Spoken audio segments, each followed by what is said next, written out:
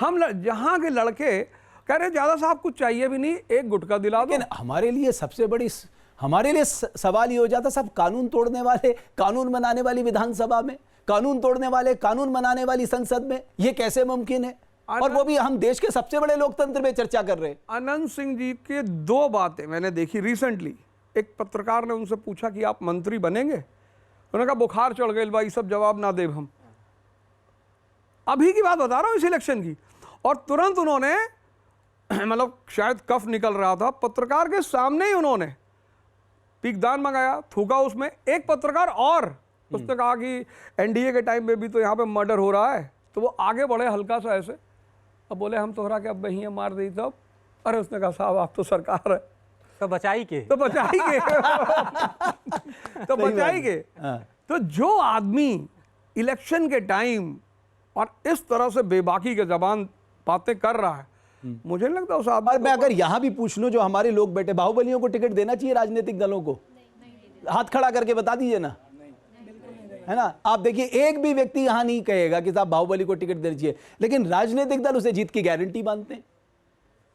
स्वाभाविक सी बात है, बाहुबलियों की बड़ी अच्छी पकड़ समाज पे होती है, बहुत अच्छी पकड़ होती है, वो जुड़े होते हैं। आजकल बाहुबली अकेला नहीं होता है, ऐसा नहीं कि बाहुबली हमें ऊपर दिखाई पड़ता है, उस बाहुबली के नीचे एक चेन होती है। आज हमारे समाज में एक बड़ी बड़ी प्यारी चीज पिरामिड है, समझ लीजिए पिरामिड है। ब्राह्मण महासभा, क्षत्रिय महासभा, कायस्थ महासभा, ये बड़ी सारी महासभाएं का चेन के ऊपर बाहुबली बैठा होता है। तो सीधे तौर पे ये बड़ी प्यारी चीज है। मैंने जो अध्ययन किया रिसेंटली, मैंने जिसको अध्ययन किया है कि आखिर ये बाहुबली ताकतवर क्यों है। तो जैसे मैं ब्राह्मण महासभा का अध्यक्ष हूँ और मैं एज अ ब्राह्मण महासभा का अध्यक्ष अपने प्रदेश के सारे ब्राह्मणों को रेगुलेट करता हूँ। ऐसे क्षत्रिय महासभा का अध्यक्ष, कायस्थ, मुस्लिम महासभा, और वो 10 महासभा के अध्यक्ष एक बाहुबली के नीचे खड़े हुए हैं। तो पूरा वो पिरामिड है समाज का। लेकिन रमेश भाई, अगर हम देखें बिहार के बाहुबली के पॉकेट वाइज अगर वह विश्लेषण करी, सिवान में जहाँ योगी जी के दूसरा रैली हो गई बा, जहाँ साहबुद्दीन के राज रहल, तो वहाँ एक खास वर्ग बनाम दूसरा वर्ग के लड़ाई में वो एक वर्ग के मसीहा हो जाता है ना, जेकर वोट बैंक सबसे ज्यादा बा। वो हिंदू मुस्लिम फैक्टर साहबुद्दीन के मसला में कभी ना रहल। वो बाहर से जरूर दिखा देते रहे, लेकिन सिवान के जमीन में देखिए रॉबिनहुड इमेज, जो जमींदार लोग रहे ओकर जमीन पर कब्जा के करे चाहत रहे माले के लोग से संरक्षण के देवे आए साहबुद्दीन। तो वह आदमी जो सबसे बड़ा बाहुबली बा, सबसे बड़ा गैंगस्टर बा, सबसे बड़ा अपराधी बा, वह दूसरा रोल में जेबा रॉबिनहुड बन जाता। तो ये रॉबिनहुड पॉलिटिक्स के कहेंगे देखल जाओ। नहीं, ये कोई आज नई बात नहीं है, बड़ी हमेशा से रही है। पप्पू यादव जी हमारे, अभी वो तो खुद ही ऑन कैमरा बोला, ANI पे उन्होंने बोला कि साहब मैं 10 लाख रुपए डेली बांटता हूँ 1984 से, मतलब 36 करोड़ रुपए साल। आपने बड़ा सही हिसाब लगाया। मतलब हमें लगता है एप्पल की एक यूनिट जो है पूर्णिया में लगी हुई है। एप्पल की एक यूनिट पूर्णिया में लगी है और वो उसका संचालन करते हैं। एक जेवी करा दिया जाए पप्पू यादव साहब के साथ, क्यों? बिल्कुल। भारत के इकोनॉमी के वो कुछ एक शालू कुछ कह रही। हाँ शालू, से हमू छिए तो वहाँ एप्पल के तो यूनिट नहीं लगेल हन पप्पू यादव। लेकिन एक बात जो बाहुबली पर अभी उठ रहा है, चाहे छोटे सरकार हमारे अनंत सिंह हुए या फिर पप्पू यादव हुए, एक सबका सोशल मीडिया बहुत बड़ा हाथ है, मतलब पॉपुलैरिटी दिलवे में लोग खूब पसंद करे छे दोनों के। तो एक की बात है कि लोग एक तरफ हमारे जनता यहाँ पर कह रहा है कि नहीं देना चाहिए टिकट, लेकिन एक तरफ सोशल मीडिया ही छे जे कह रहा है कि नहीं बहुत अच्छा काम कर रहे हैं छोटे सरकार, पप्पू यादव जो है सबको पैसा बांट रहे हैं, बहुत अच्छा कर रहे हैं। ये पप्पू यादव जो नेता के तौर पर हुआ देखी तो एक सर्टेन पीरियड में बिल्कुल डेड पॉलिटिक्स हो गई रहे, लेकिन रील बना के जो मीडिया मैनेजमेंट पप्पू यादव के भाई, ये वो अलग तरह के एक्सपेरिमेंट हुआ निकल पप्पू यादव के संदर्भ में बिहार में अगर देखी तो रील ने सिर्फ नेताओं को थोड़ी बढ़ाया, बाहुबलियों को बढ़ाया, IAS ऑफिसरों को बढ़ाया, royal entry of an IAS officer. लेकिन अवध ओझा साहब एक बात नहीं बता रहे, मुझे भी ज्यादातर लोगों ने रील में ही देखा। और ताली तो अवध जी के लिए बनना चाहिए। ये केवल बाहुबलियों में नहीं, ये हमारे लिए भी लागू होती है। बिल्कुल बिल्कुल, जिसका रील चल जाए। हाँ बिल्कुल बिल्कुल, हर वर्ग। तो रील ने बहुत लोगों को सुपरस्टार बनाया है, निश्चित तौर पर उसकी अपनी भूमिका है। अवध जी, एक मतलब योगी जहां भी जाते हैं ना, उनका एक बुरा ग्लैमर है। ज्यादातर जो प्रत्याशी हैं, अगर आप उनकी पहली चाहत बोलेंगे कि साहब आपकी कॉन्स्टिट्यूएंसी में कौन प्रचार के लिए आए, तो ज्यादातर लोग योगी आदित्यनाथ को चाहते हैं। तो वो ऐसा क्यों आपको लगता है कि उन्होंने पिछले 10-12 सालों में अपने को बहुत अच्छी तरह स्थापित कर लिया है भारत की राजनीति में? योगी जी अगर तमिलनाडु जाएं तो उन्हें वहां कोई नहीं बुलाएगा, तमिलनाडु में कोई नहीं बुलाएगा। जहां की इकोनॉमीज अच्छी होंगी और लॉ एंड ऑर्डर अच्छा होगा वहां योगी जी की डिमांड नहीं होगी। Necessity is the mother of invention. Yogi ji को बिहार के लोग बहुत पसंद करेंगे, क्योंकि जैसे यूपी के लिए लॉ एंड ऑर्डर चुनौती है वैसे ही बिहार के लिए भी लॉ एंड ऑर्डर बट चुनौती। मैं आपको कहूं महाराष्ट्र भी उनको बड़ा पसंद कर रहा था, और महाराष्ट्र में तो हमारी तो मुंबई तो हमारी कैपिटल सिटी है, इकोनॉमिक कैपिटल सिटी है, वहां भी इंडस्ट्रियलाइजेशन बहुत अच्छा है। जहां उन्होंने नारा दिया था एक है तो सेफ है। हाँ बिल्कुल, जहां पर ओवैसी की प्रेजेंस होगी वहां एक और फैक्टर आ जाता है, अच्छा, तेलंगाना फैक्टर। महाराष्ट्र तेलंगाना ये सब अगल बगल है, तो जहां भी ओवैसी साहब खड़े होंगे वहां फिर इनकी मांग तुरंत पैदा हो जाएगी। ये जो फायर ब्रांड शब्द यूज कल जाला राजनीति में, अरे भाई फायर ब्रांड क्यों नहीं होंगे? ऑन कैमरा जब उनसे कहा गया कि ऐसा इल्जाम लगता है कि मुख्तार अंसारी को जेल में मारा गया, तो एज अ सीएम उन्होंने कहा कि मरना तो था ही।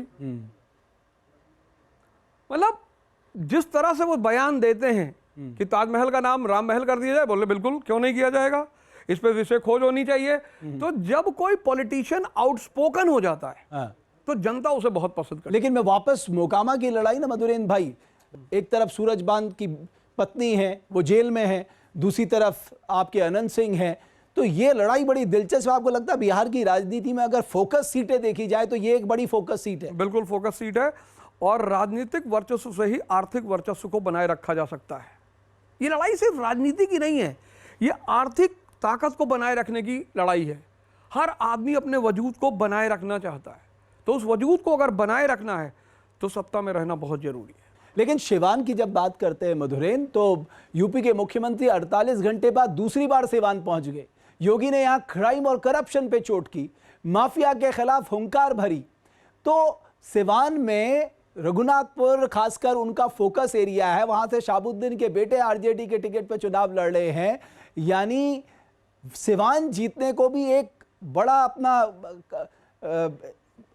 टसल इशू बना लिया मैं कहूंगा। सिवान जब है ना यूपी के बाउंड्री पर आप देखी बॉर्डर एरिया के जिला बा बिहार के, और वहाँ से जो मैसेज क्रिएट कल जा रहा बा वो कई तरफ जा रहा बा। MY समीकरण जो अपोनेंट के सबसे बड़ा समीकरण बा, ओकर सबसे बड़ा चेहरा अगर देखी तो शहाबुद्दीन रहलन, जिनकर बेटा उसामा, नाम देखी उसामा, जिनका के लगातार उसामा साहब, हाँ उसामा साहब संबोधित करते हुए योगी जी बोल रहे हैं। तो ये जो MY फैक्टर बा उमें पोलराइजेशन के जो पॉलिटिक्स बा ओकरा के भी देखल जा सकता। बिल्कुल, एक रिपोर्ट दिखा देते हैं मधुरेन। सिवान जिसकी एक पहचान बाहुबली शहाबुद्दीन से जुड़ी है, उसी सिवान में यूपी के सीएम और बीजेपी के फायर ब्रांड नेता योगी आदित्यनाथ ने मोर्चा संभाला। पिछले 48 घंटे में योगी ने दूसरी चुनावी रैली की, या योगी ने चारा चोरी को मुद्दा बनाकर क्राइम और करप्शन दोनों पे चोट की। चुनावी मंच से योगी ने चारा चोरी का जिक्र कर आरजेडी को निशाने पे लिखा। ये रिपोर्ट देखिए। आजादी के बिगुल फोक के औरंगजेब के घुटना टिकवा देले रहले। शहाबुद्दीन का इलाका, सीएम योगी का धमाका। बहनों और भाइयों, सीवान में वह जंगल राज फिर से मत आने दीजिए। आरजेडी के ओसामा के गढ़ में बुलडोजर बाबा की हुंकार। नाम भी देखो ना, जैसा नाम वैसा काम। ओसामा को हराने आए योगी, सीवान में खलबली। जो राम का नहीं हो हमारे किसी काम का, जाके प्रिय न राम वैदे ही तजिए ताही कोटि बैरी सम यद्यपि परम स्नेही। बिहार में सीएम योगी के चुनाव प्रचार का थर्ड फेज शुरू हो गया है। 48 घंटे के अंदर योगी दूसरी बार सीवान पहुंचे। चुनाव प्रचार के दौरान उत्तर प्रदेश के मुख्यमंत्री योगी आदित्यनाथ ने रैलियों की हैट्रिक लगाई। सीएम योगी ने सीवान, वैशाली के लालगंज और भोजपुर के अगियाओं में 3 बड़ी जनसभाओं को संबोधित किया। माफिया और चारा चोरी का जिक्र कर एक साथ करप्शन और क्राइम को टारगेट किया। गरीबों के राशन को तो खाया ही खाया, इन्होंने तो पशुओं के चारे को भी खा दिया था। ये वही लोग हैं, बात गरीबों की करेंगे और गरीबों के गटई को दबाने का काम भी करेंगे। सीवान से वैशाली तक योगी आदित्यनाथ ने लॉ एंड ऑर्डर का मुद्दा उठाया।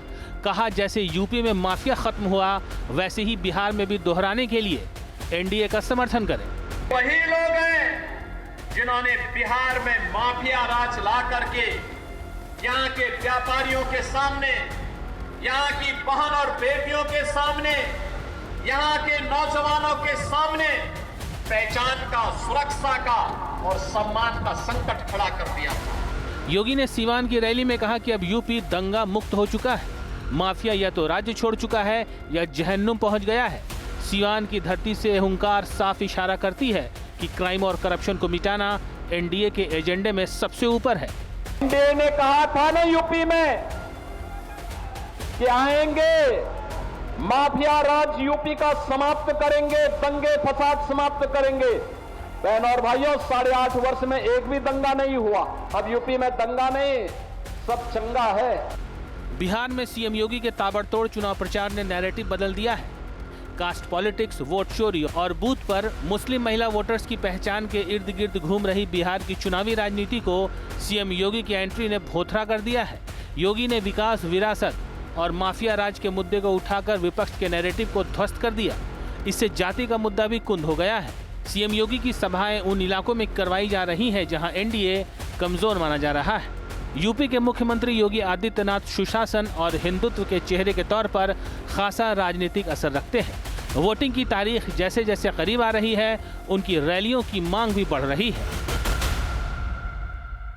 जहां भक्ति है हर शब्द में, कथाओं में छुपे हैं दिव्य रहस्य और ज्योतिष देता है जीवन को दिशा। धर्म से जुड़ी हर बातों को जानने के लिए हमारे चैनल स्तुति को सब्सक्राइब करें। चैनल पर जाने के लिए इस लिंक पर क्लिक करें।